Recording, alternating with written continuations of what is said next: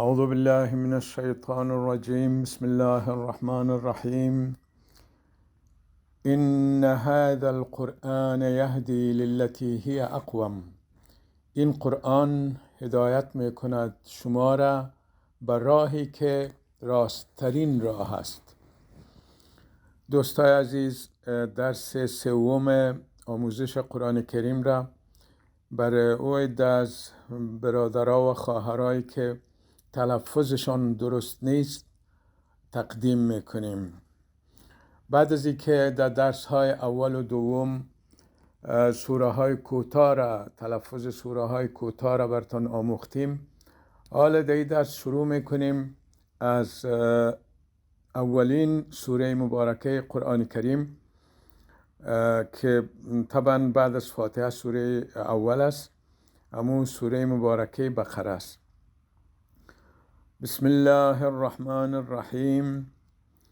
الف لام میم ذلك الكتاب لا ريب فيه هدى للمتقين الذين يؤمنون بالغيب ويقيمون الصلاة ومما رزقناهم ينفقون والذين يؤمنون بما أنزل إليك وما أنزل من قبلك وبالآخرة هم يوقنون أولئك على هدى من ربهم وأولئك هم المفلحون. إن الذين كفروا سواء عليهم أأنذرتهم أم لم تنذرهم لا يؤمنون. ختم الله على قلوبهم وعلى سمعهم وعلى أبصارهم غشاوة ولهم عذاب عظيم. ومن الناس من يقول آمنا بالله وباليوم الآخر وما هم بمؤمنين يخادعون الله والذين آمنوا وما يخدعون إلا أنفسهم وما يشعرون. في قلوبهم مرض فزادهم الله مرضا ولهم عذاب أليم بما كانوا يكذبون.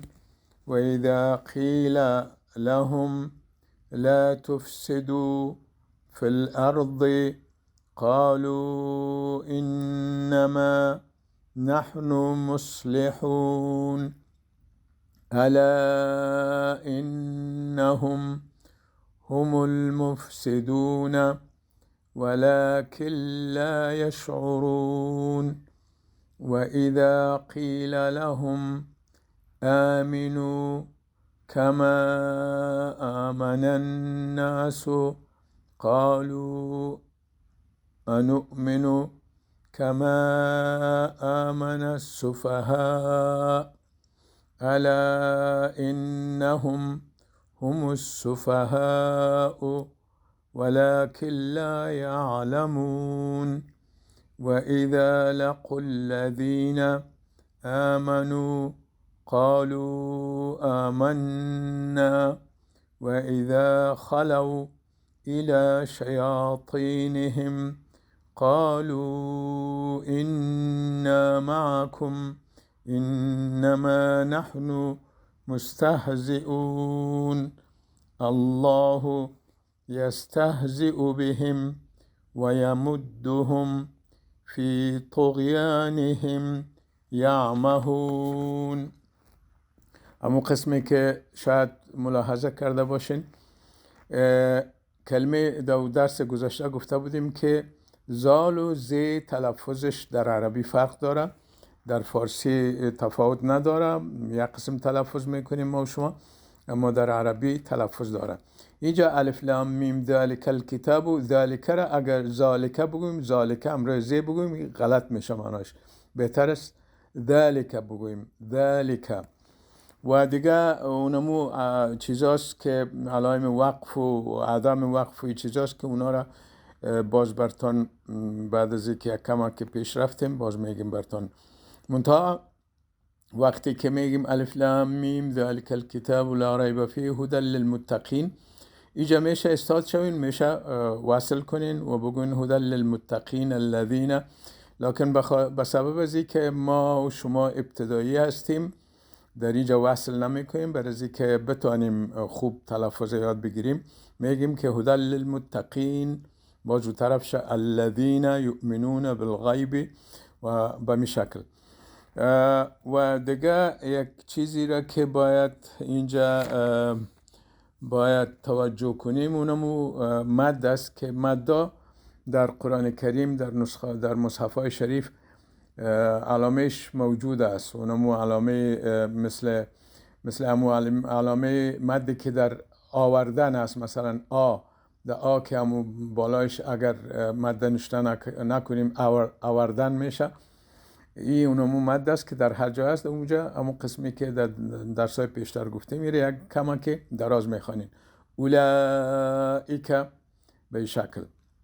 باز یکی دیگه هدم یک کلمه یک حرکت شد ما و شما میشناسیم.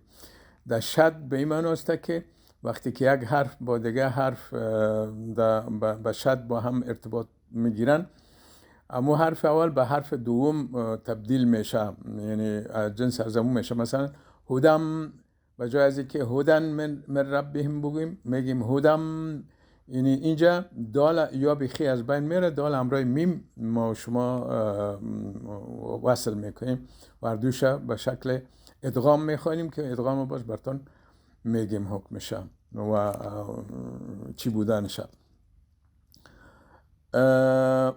دیگه چیزی که براتون باید بگویم اینجا او خیر یک کما که پر میخوانی یخادعون الله و ما یخدعون، ایرا پر میخوانین.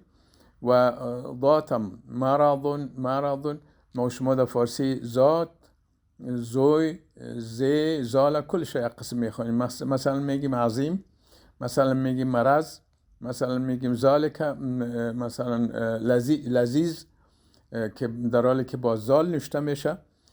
این چیزا را ما و شما به این شکل در فارسی تلفظ میکنیم ولی در عربی به اون شکل نیست. فعلا به می اندازه بسنده میکنیم تا که برتون سنگینی نکنه. و چیزی را که ما از شما دوستا خواهش دارم که از دعایتان، از دعای خیرتان فراموش نکنین. شما را به خداوند کریم و رحیم میسپارم. خداحافظ.